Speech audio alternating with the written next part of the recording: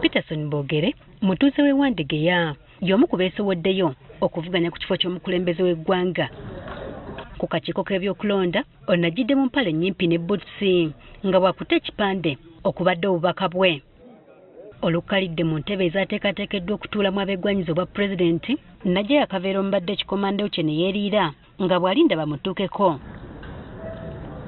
Basanze mu kifo kino basobeddwa nga buli omu alina engeri gy'amutunuuliramu.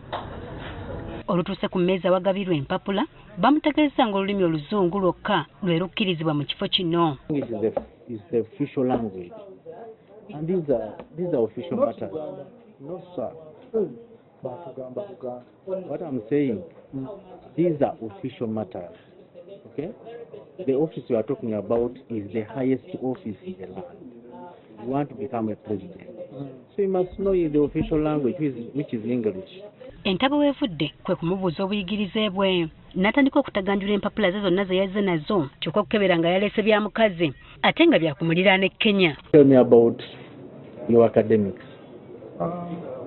IP7 Buganda Road Primary School in 2006. Do you have that certificate from IP7?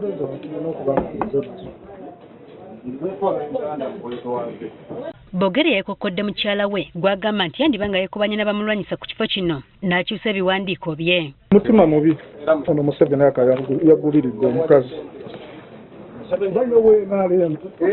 Bw'atuuse okwennyonnyolako oluzungu ne lugaana okumweyimirira. No Munnayuganda to leave the country going abroad.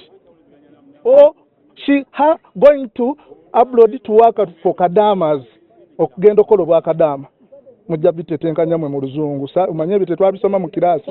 Ono tayawukanye ne Edward Kaboggoza omutuuze w'e Kamira mu Luweero ng'ono naye abadde yeegwanyiza okukulembera eggwanga kyokka naye aganiddwa okuweebwa empapula. Ono naye obuyigirize bwe bubadde bwa munguuba. Tebaatuwa guideline ntuufu ne baatugamba leero kujjayo mpapula nenda nga muntu badde sizze nayo. Ne Kaboggoza oluzungu lumuzinyisizza oluguje bw'alemereddwa okuttaanya ensonga ng'alukozesa. Mu Uganda has no freedom of speech. Citizenship is not good.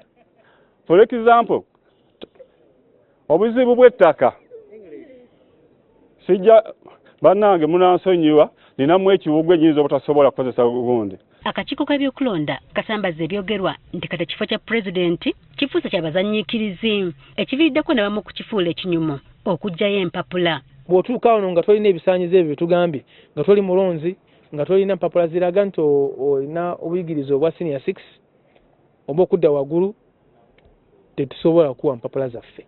Okay, so ebyo emizannyo ebya comedy wano tebiriiwo. Okusinziira ku kakiiko k'ebyokulonda we luzibidde olwaleero ng'abantu abasukka mu 130 be bakajjayo empapula ez'okwegwanyiza okuvuganya ku kifo ky'omukulembeze w'eggwanga.